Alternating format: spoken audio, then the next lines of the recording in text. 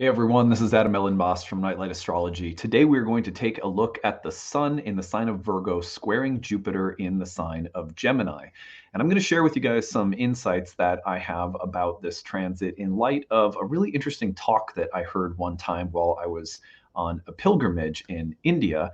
This is while I was a student and practitioner of bhakti yoga. As you all know, I took some vows and changed my name and got really deeply immersed in the world and landscape of bhakti yoga for a couple of years. Those experiences are still with me. Some of the most deeply valuable practices and insights from that time period in my life are still living inside of me. And the Jupiter Sun combination has long been associated with luminaries, people who are very wise or masterful with regard to a specific craft or trade or a discipline or a subject, people who have extraordinary leadership qualities. And broadly speaking, the Jupiter Sun combination is associated with wisdom and with a kind of sagely quality. So I want to share with you I look back at my notebook from when I was in India, and there was a talk that I was attending about the symptoms of sages. And it was given by an Indian guru that I listened to, and I found it very interesting. And so I've taken some of those ideas and used them as a launch pad to look at the archetype of Jupiter and the Sun today. And I think you guys will find this interesting because I want to talk a little bit about some of the most stereotypical things we see from Jupiter-Sun combinations, which you may notice today or this week, but also some of the deeper distinctions that might be made between the light and dark side of the Sun and Jupiter. So I think this will be a really useful and interesting way of approaching the transit and also learning something new about the archetype. So that's what we're doing today. Before we get into it, don't forget to like and subscribe if you're new to the channel. Thank you for visiting. We hope that you'll enjoy all of our content. If you've been listening and you've not yet subscribed, it's free to do so. It helps our community grow. We really appreciate it. You can find transcripts of any of these daily talks on the website, which is nightlightastrology.com.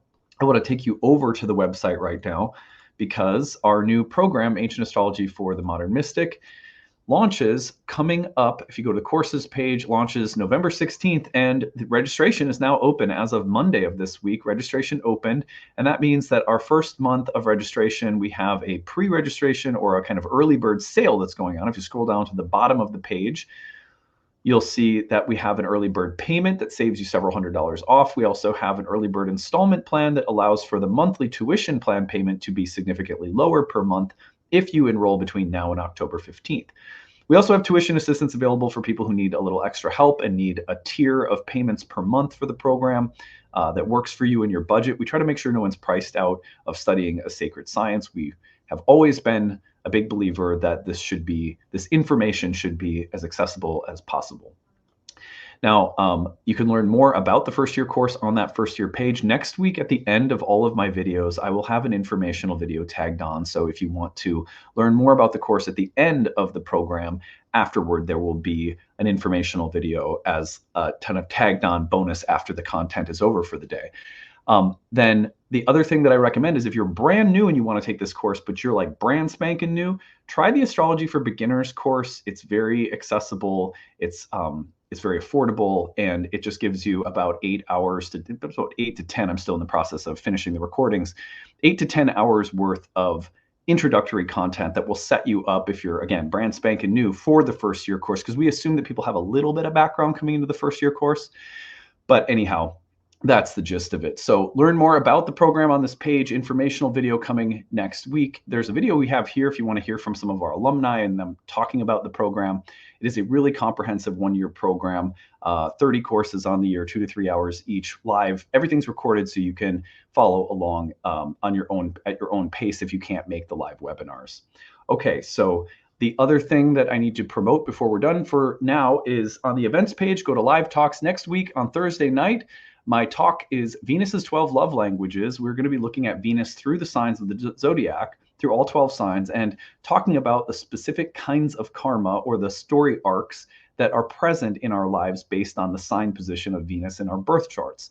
That is going to be a really helpful talk for people who want to go deeper with an understanding of the karma of love and relationships in your natal chart. So that's coming up next week on the 19th. You can register there under the live events page. If you'll get a link to attend live, and if you can't make it live, you get the recording. Okay, so promos are done for the day. Let's go on into our real-time clock to take a look at this Jupiter Sun square. So here we are, Thursday, September 12th, and we can see that today the sun is going through the square to Jupiter. Now, this has been building over the course of the week. In fact, in many ways, the videos that I made to start this week, especially the videos about Pluto and Capricorn, have been reflective of the Sun-Jupiter dynamic in terms of reflecting on lessons learned and wisdom gained and the light and dark side of the wisdom of Pluto in Capricorn. In a sense, on a sort of a meta-astrological level, the Sun-Jupiter square has been present in trying to gather insights about a transit and the wisdom of that transit, right? So it's like the tone or the mood earlier in the week of the videos I've already made have sort of reflected some of that. And I'm not saying they've been particularly wise, but the attempt to like gather wisdom, very Sun square Jupiter. The Sun square Jupiter is often associated with gathering or collecting books, developing a library, gaining and amassing credentials, going to school and getting multiple degrees, becoming proficient in multiple different skill sets. This has to do with the fact that the Sun-Jupiter is like that in general, but also that this Sun-Jupiter square is happening in Mercury ruled signs, where Mercury typically represents a multiplicity of things that we are learning or studying or trying to understand or develop as skills and so forth. The Sun-Jupiter square can be associated with confidence and leadership, but it can also be associated with pride and hubris and arrogance. It can be about the ego getting inflated and thinking that you're better than everyone. It can also be about the need to act from a place of broader understanding, as opposed to a narrower or more limited understanding of something, to broaden our minds and to open them and to include multiple perspectives in the way that we make decisions or in the way that we do things. That's a hallmark of sages, right? But it's kind of broad-mindedness, the ability to see things from multiple perspectives simultaneously.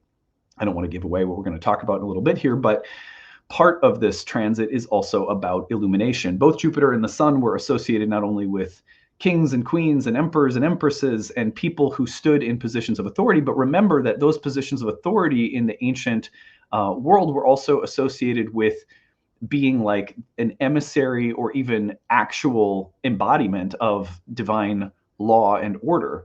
So I'm not saying that you have to go, we need to go back and have emperors and empresses and stuff like that, but it's just that a king or a queen or a leader was often thought of as the embodiment of karmic justice or karmic law. And of course, insofar as we are human, we approximate but fall terribly short of that ideal, right? But the idea being that this combination is about the embodiment of cosmic law, cosmic understanding, cosmic discernment, cosmic wisdom and justice in a person, a sage, a leader, etc. Ideally, right? And that's why there's a shadow as well, because as humans, we are souls. We're not archetypes. We approximate and embody ideals, but we do not literally occupy them. Otherwise, we wouldn't be souls. So in that sense, the shadow is also how we fall short of wisdom, and the difference between wisdom and ignorance, or the difference between leadership and hubris, or the difference between wisdom and just being full of hot air and lots of opinions, you know? So anyway, we have to keep a good sense of humor about ourselves, knowing that we all have the potential in any discipline. Like if you're really good at, if you're a really good veterinarian, or if you are just an incredible nurse, or if you're a really good teacher, you're good with kids, or you understand kids with special needs. No matter what our discipline, our craft, our trade, our understanding, if we don't keep in mind that tendency that we have to fall short or to fail or to not know everything, then this archetype tends to creep in as a sense of sort of like pompousness, or of an inability to admit that we're wrong, right? Or an inability to keep growing and learning, or a lack of humility or something like that. So these are some just basic thoughts about, I still have this banner up, don't I? These are just some very basic thoughts about the Sun-Jupiter square. Now, if we take into consideration the 3-degree range of separation, this separation will occur all the way until about Sunday. So between early part of this week up until now, it's been building. Today is sort of the threshold of the exact square. And then between now and Sunday, it's separating. So you can notice these things having already taken place a little bit this week, or as building and separating today through the weekend. So that is a little bit about the timeline of this transit. And what I'd like to do now is just riff off from this really interesting talk that I heard when I was on a pilgrimage in Mayapur, India, which is a place that is very much dedicated to a great saint in the bhakti yoga tradition. And I won't go into all that, but when I was there, like one of the things that I did every day, in addition to going around to a lot of different holy places and sites of pilgrimage to pray and sing kirtan and stuff like that, was that I heard some really interesting talks. There would often be morning talks and evening talks. And I got to hear some, in my opinion, some real luminaries within that tradition who have, taken vows and dedicated their life to the study of Shastra, the scriptures, and have a really deep understanding of the philosophy of yoga. And so regardless of whether or not you're into any of that, I think that you'll find some of these points to be great takeaways, and that they really do feed right into the subject of the Sun square Jupiter. I look at this transit as an opportunity to reflect on where we are at within the development of our own mastery of the things we love and know and practice. Whether that, for me, that's astrology, but for you, it could be music or nursing. For someone out there, it might be parenting. Jupiter Sun squares are a good moment to brighten our understanding of things, and also to check in with ourselves and make sure that we are living in alignment with the principles and the symptoms, the real symptoms of sages. And so this talk was about, how do you recognize when someone, not just a spiritual person, but any person in any field whatsoever is like a luminary? Like, what symptoms do they exhibit? How can you identify that someone is in possession of some degree of wisdom? Nobody's perfect, right? Nobody's like, we're not trying to deify anybody, but like, how do you notice that someone is wise? And these were things that this monk was saying you can notice in spiritual people and spiritual teachers, but he was also expanding it to be like, how can you recognize greatness or wisdom or mastery or a level of understanding that's really unique among people in any craft or trade, because they all tend to exhibit the same things. And in a way, what I love that he said was that many people end up developing or cultivating the wisdom of sages in crafts and trades that on the surface look like they're not spiritual at all, like woodworking or something. But actually, the bond that you develop with your craft is a vehicle of devotion that is really no different from a spiritual practice, insofar as the same symptoms of sages that are present in spiritual traditions are present in every other tradition, and end up cultivating and developing you spiritually. And I love that point, because I know so many people that I've met throughout my life who I consider deeply spiritual, who wouldn't really identify themselves that way.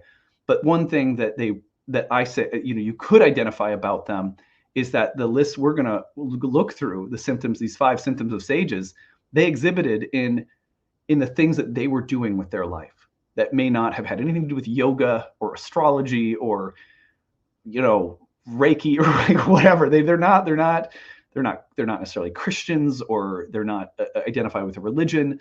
But time and time again, some of the people that I've considered to be sagely wise luminaries, there's a glow and a sense of having cultivated something special, some level of wisdom in their life. These same symptoms are at work in people all across the board. So anyway, I hope you'll find this interesting. Number 1 of the 5 symptoms of sages. Now we're extending that idea of sage to be very broad. It doesn't have to be just spiritual. There might be a sage who is a nurse. There might be a sage who works with children, right? That's what we're talking about. So how do we know? Number 1, they hear the sound of their own voice. Now I want to be clear that these points are, I'm literally kind of reconstructing them from my notebook that I took notes on while sitting in a temple. So I am not the source of these wonderful insights, but I thought they were so wonderful that I wanted to share them with you. Number 1, they hear the sound of their own voice. This is actually something that I observed in my work with ayahuasca many years ago as well. I actually heard a shaman one time say that the more you work with ayahuasca, the more you will come into an awareness of the sound and cadence and rhythm and tone of your own voice. And you know that you're growing in part because as you're speaking, you become more aware of everything from the rhythm to the way that things are coming across, and you develop a kind of sensitivity or awareness to the sound of your own voice, because you and this is something that was also mirrored in this gentleman's talk. Sages are aware of the way they sound, and not in a contrived sense, like I got to sound right. That if there's an edginess or a harshness or an aggressiveness or an arrogance or an impatience, you can hear it in your own voice. And when you are aware of that and you can just slowly and carefully shape things without sounding overly controlled or rigid or like you're trying to get something perfect, it's a very natural, easy way of shaping and controlling your delivery. It's like an awareness of how you're coming across and an awareness of your tone, stuff like that. And the point that I like that he really made was this is not a kind of hyper self-consciousness. This is just an awareness. You're hearing your own voice as you're speaking. That is a beautiful thing. And if you've ever been around someone who's really good at something, like super, super good at their instrument or whatever the case may be, in the way that they talk about it, there is an awareness of how they're talking, of how they're speaking. This is fantastic. One of the things that is a great shadow of the Sun square Jupiter is an abundance of information, but an inability to be self-aware enough to know how to deliver that without sounding like you just know a ton of shit, like you just know a lot of stuff. The delivery and the way it's shaped and the way it's conveyed is just as important as the actual information. That's wisdom. Now, I'm not saying that because I just know so much about what wisdom is, but because I really, when this gentleman was giving this class and he said that, I go, yeah, that rings true. Like that feels very true to me. So that's what I mean when I say that. But they hear the sound of their own voice. Wise people, again, whether you're a saint or you're a craftswoman, that you know that it's not just information, that it's the quality of the way in which you convey it, and that the need for a kind of self-awareness in how you convey what you know. Number two, they flow. Now, this is interesting because this goes along with number one. But the point that this teacher was making at this point in the talk, as I understood it, was that sagely people seem like they're very, very controlled. On the outside, it looks like they're in control of everything. But on the inside, what's actually happening is there's a fluidity and an adaptability and a changeability and a creativity that's happening at once, that you have attended to your discipline, your trade, your craft, your children, your relationship, yourself, your body, whatever the case might be, that you have developed such intimacy with the space in which you are moving through as a teacher, or again, a craftswoman, or whatever the case may be, that on the outside, people go, wow, that person is totally in control. But that's not what your experience is on the inside. Your experience on the inside is that you're moving and adapting and subtly and creatively moving with things as they're constantly changing.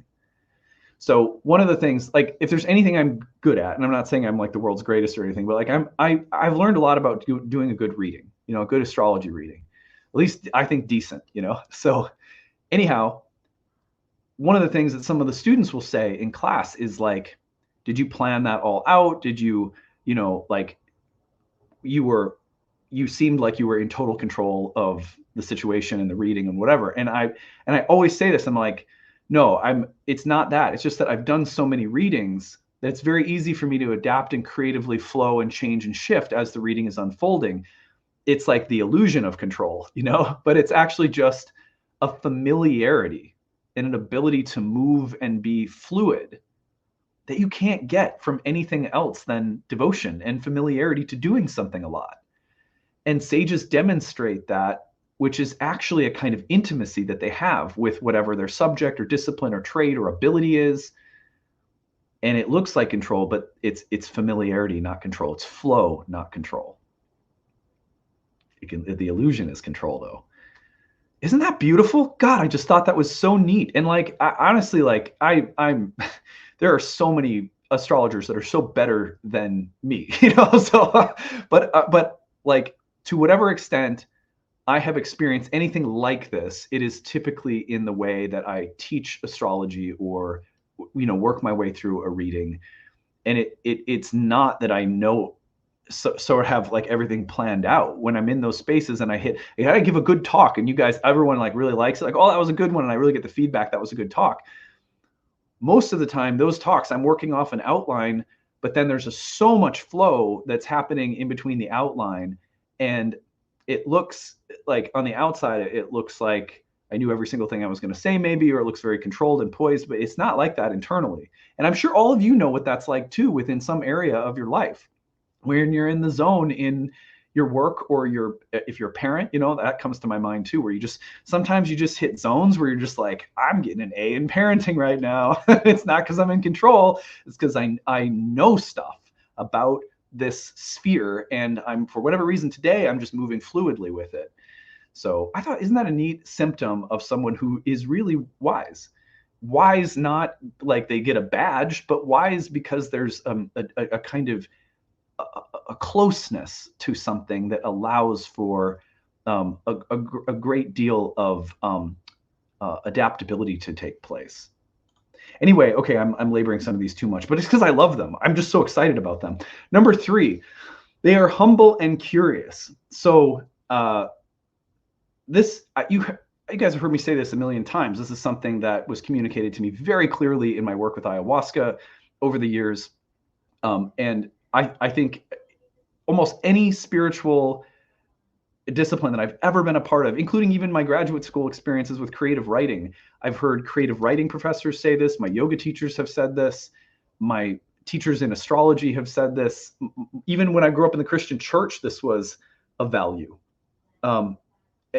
Thankfully, because I didn't grow up in a fundamentalist environment, right? But a symptom of a sage is that they are humble and curious. They don't think to themselves, look at me, I'm so masterful. You know, like if you're a good lover, right? And I'm just thinking about this broadly. I don't mean just like a sexual intimacy, although that may be part of it. But if you're like a good lover, one of the things that probably is a symptom of the way in which you love is that you don't pronounce yourself to your partner to be a great lover all the time. They call you that, maybe, but when it comes in, you have to push it out. And they're like, you are such a great spouse. Thank you. You're such a great dad. You're such a great mom. You know, you're such a great lover. I appreciate you so much. When that comes in, you're like, thank you. That's so nice. And I'm not going to take it too seriously, because whatever capacity I have to do those things will be interrupted or disrupted if I start glomming on to that praise. I mean, I receive it. You know, you receive it when someone tells you you're good at something.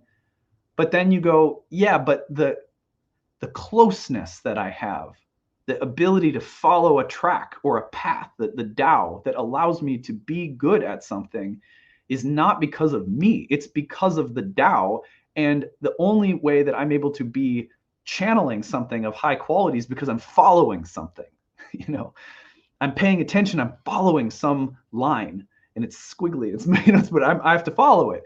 And if I start thinking I'm the line, I lose the line. And humble people know that, and curious people know that. There's a lot of commonality between curiosity and humility. And it's not that humility, people constantly think of as something that means you think less of yourself than you ought to. No, it's not that at all. It's that you know that whatever great qualities you have are coming from an ability to follow and align with some kind of stream. And so you go, yeah, well, it's the stream, not me. And I don't take that as an insult at all, because I'm so in love with the stream, right? And I'm so in love with what it brings into my heart when I align with it, that I don't need to take credit for it, because that would interrupt my relationship with this stream. People who understand that are not devaluing themselves It would be like, again, it'd be like the lover says, I can't get too puffed up because then I'll lose connection to my lover. I won't be a good partner. I won't be a good friend. If I take praise for being a friend too seriously, I will lose the bond. And the bond is what I love, not the accolade, right? Because you know where the sweetness is actually at. So, and we struggle with this. It's easy to fall out of it for all of us. It's easy to just drop into taking the credit for something. I mean, we also need validation. It's very human to feel like, hey, you know what? You do a good job of staying aligned with this or that. You're good. You are a good friend. And it's like we have to receive that because it does take a work. It's a soul work to stay aligned with something. So we don't want to not be able to receive praise, but we have to stay humble and curious. Otherwise, our capacity to continue emanating beautiful things and continue deepening. See, that's the beautiful thing about any craft or trade is you can deepen into those things endlessly. There's no bottom to intimacy. There's always something new bubbling out of the cauldron of the things that we devote ourselves to. And so staying humble and curious is also about staying in the creative process. We don't want to come out of that. Please, Jesus, this is the best thing ever, And then 4, sages practice the same things but never experience the same things. So if you have a meditation practice, on the surface, it looks like you're just doing the same thing all the time. And sometimes it may feel that way because it's very normal, whether you're practicing violin or, you're practicing astrology, or you are showing up at work every day, or, you're being a parent every day or whatever. There's a mundane level at which things feel boring, and that's normal and fine. And sometimes it's just chop wood, carry water. You have to show up and hope that the muse shows up. But one of the symptoms of sages and the ability that they have to continue becoming luminaries, deepening, changing, growing, being more creative, remaining productive, and remaining interesting. Some of my favorite people, I think about Jeffrey Cornelius, an astrologer who is a tremendous inspiration to me, who recently passed away. And, as he aged, was like, I watched he just became more and more brilliant. I saw some of his work when he was younger, and then I got to know him when he was older. And as far as I could tell, he just kept getting more brilliant. He didn't lose interest in the subjects that he became fascinated by when he was young because of the illusion of mastery when he was old. Do you know what I'm saying? And I see that in the lives of people. There's a childlike curiosity that remains. And so you never are doing the same thing twice. You never feel like, well, I know something now, so I've arrived. You recognize, I'm going, like, for me, in 3 years now of going to the gym as my sadhana, as getting to know my body and really working with my body for the first time in my life. Before that, it was, my practices were very contemplative, like meditation, prayer, psychedelics, etc. All beautiful. And I don't find one better than the other or anything. But in this world, what I notice is that the more I do the same things in my body, it's really no different than meditation, in the sense that, okay, I've got this workout today. I've done this workout before. But if I'm present and if I show up with curiosity and humility, then this is going to be different, and I'm going to feel different things, and I'm going to sense different things, and different insights are going to bubble up. And then, some days it's going to be chop wood, carry water. But if I just keep going, one of the symptoms of sages is that they do a lot of the same things. They practice the same things. They study the same things, and yet they never have the exact same experience twice. This is why in my programs, I teach this all the time, all day long, 24/7. You don't need more things, more tools, more techniques, more theories to do good astrology. Most of the time, what people lack is a ongoing curiosity to learn the same old things in new ways over and over and over again. This is why on my channel, you'll see that I cover a lot of the same aspects, but you'll never find that I do it exactly the same way. Well, I try not to. A lot of the times, it's about how can we look at a Jupiter-Sun transit in light of a talk that I heard in India? Because that's, for me, that approach is how I keep learning. The same thing, because I don't pretend that once I've got a tight list of adjectives for the Sun and Jupiter, that means that's done. Now I just need 13 asteroids to throw in because I've gotten, sick. And I'm not saying there's anything wrong with asteroids. So that was it's like a drive-by shooting at asteroids. No, what I mean, sorry, I can't help myself. So what I mean is that we don't need more stuff, right? To become wise, like more credentials, more whatever, more things to throw into a chart. In astrology, that drives me nuts.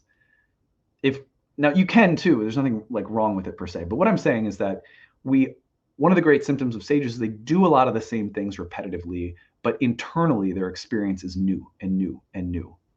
Watch for that, develop that. That's something that I think we could all develop in lots of areas of our lives. This is not the same pickup of your children at school or drop off of your children at school as it was yesterday. This is new. Be present and you will see something new. And that's how we fall in love with life. You know, I mean, if we can develop that curiosity and that presence, that this looks the same, but it isn't the same, that awareness makes life exhilarating, especially when it becomes exhilarating in the level of small things. Because the sun Jupiter will tempt us into thinking it's only big things that really represent breakthroughs. Oh, you have to have this huge breakthrough of awareness and consciousness and aha moments and everything. Like, no, if you notice something new about how today's drop off was or how today's digestion was, that's insight. And that level of newness it's like being able to recognize eternity in a grain of sand. That ability is rare, is precious as a little grain of sand. Problems are seen as part of the play. Another great symptom of sages, and I love this part of the talk, was that when problems come up, and I'll never forget this, like this guru sitting back and he goes like this and he goes, He's like, and of course in this tradition it's Krishna, right? So he's like, what are Krishna and Radha bringing this problem to me for? They're playing with me. This is play. And I loved that. I thought that is so unique. And not that, there's going to be moments where problems come up and it's like trauma, grief, reactions that are strong and, like that. So this isn't something that's easy to access in all situations, but when problems come up, let's just talk about mundane problems, like everyday problems, that the sage sits back and goes like, well played. What are you up to? And they get curious and playful with the universe, with the divine, with the cosmos, with the gods, with karma. They're like, oh, this is a weird little curveball. I can see I want to get frustrated, but I'm overriding that with my trust that this problem is a playfulness, that there's a creative reason this is here, or reasons, and that if I stay playful and curious and interactive with the problem, that attitude puts me into a different state of consciousness that allows for this problem to become creative and meaningful in ways that I can't if I interpret a problem to be a problem. Instead, if I say, hey, that looks like a problem, but I wonder what else it is, right? That's a symptom of a sage. In the same way, and I'm like, okay, set aside the spirituality. If you are an artist and there's a problem that arises within your work, your canvas, a jazz player that hits a wrong note, a quote unquote wrong note, what do? That wrong note becomes the like, and then let's turn around that wrong note and it becomes a meaningful part of the continued improvisation. So there are no wrong notes, in jazz, something like that I've heard before. There's only a wrong response, and that's life, right? So this wonderful teacher was saying, like, sages, again, whether you're a parent or a spiritual teacher, that the problem becomes something else. It becomes part of the play. Anyhow, if we lack these things, the opposite tends to happen. We don't hear the sound of our own voice. We become puffed up and proud. We're not able to flow. We try to control. We mistake control for mastery. We are proud and pompous rather than humble and curious. We are impatient and lacking in consistency. And so we mistake the thrill of recognition or the thrill of being good at something for the actual relationship with the thing that we're doing, which is the source of any accolade.